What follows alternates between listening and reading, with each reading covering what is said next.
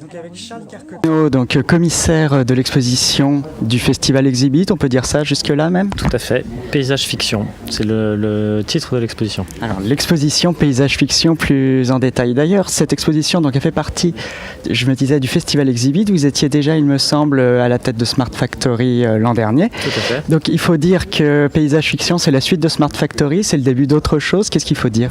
Alors c'est un peu les deux à la fois et en même temps c'est un projet qui est complètement différent puisque là cette année on s'intéresse au paysage, le paysage qu'on contextualise dans l'époque d'aujourd'hui, c'est-à-dire on va dire l'ère post-internet ou post-digital, et en même temps le paysage c'est un sujet qui est pas du tout anodin puisque c'est le sujet préféré des artistes depuis toujours, un des préférés en tout cas, et qui a donc considérablement jalonné l'histoire de l'art de multiples représentations.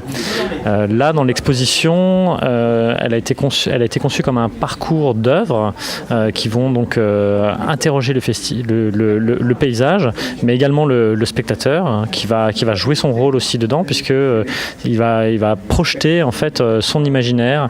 Ce sont des œuvres qui sont autant de récits d'artistes. C'était conçu vraiment comme un parcours d'histoire. Donc là, c'est le point que l'on peut relier après à Smart Factory l'an dernier, qui était aussi un parcours. Ça vous a aidé dans la construction de cette exposition cette année ? En fait, c'est une façon d'imaginer aussi le lieu, l'espace, et puis surtout, une exposition, c'est toujours une histoire qu'on raconte, et c'est donc aussi, ça commence par un parcours, ce qui est celui du spectateur. Et pourquoi ce thème du paysage cette année plutôt qu'un autre ? Parce que le paysage, comme je vous le disais, c'est vrai que c'est un des sujets préférés des artistes. On le voit.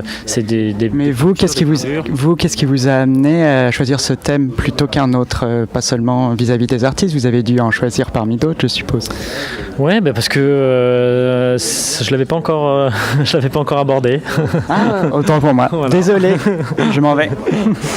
Non, parce que le paysage, en fait, c'est pas anodin aussi aujourd'hui, en fait, à l'ère qu'on appelle aussi l'anthropocène, le moment en fait où l'influence de l'homme est réelle sur la nature, et on considère qu'aujourd'hui l'homme a un pouvoir qui représente une force de nuisance, malheureusement, sur la nature.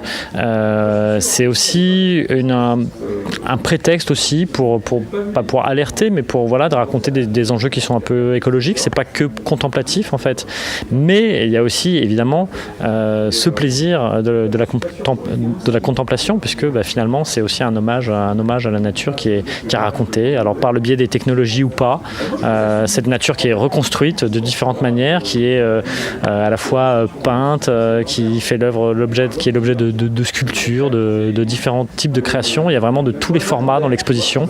C'est des artistes qui viennent du monde entier. Il y en a qui viennent du Japon, d'Europe, de partout. Donc des visions qui sont aussi très différentes, très, très marquées.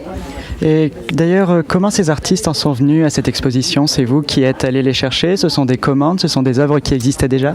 Alors il y a beaucoup d'œuvres qui existent déjà, effectivement, qui ont été regroupées ensemble justement pour raconter cette histoire qui nous intéressait.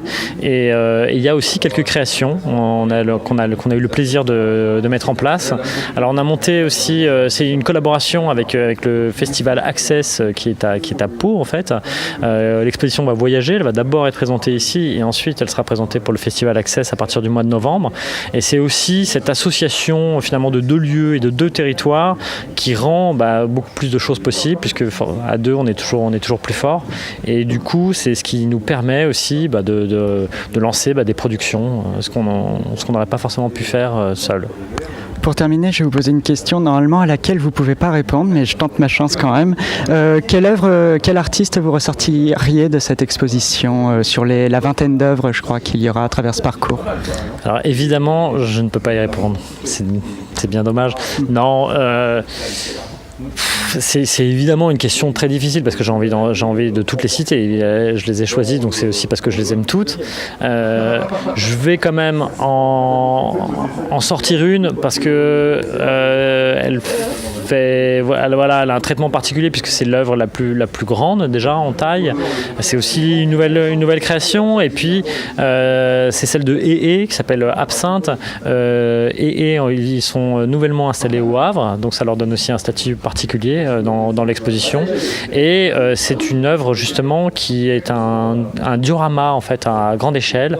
C'est une reproduction d'une forêt, une expérience climatique où on est amené en fait à contempler, à s'extasier devant une forêt, mais qui est une forêt un peu surnaturelle, un peu psychédélique, puisqu'elle est l'objet en fait d'une pollution particulière. Elle est vert fluo et c'est à la fois magnifique et en même temps terrifiant.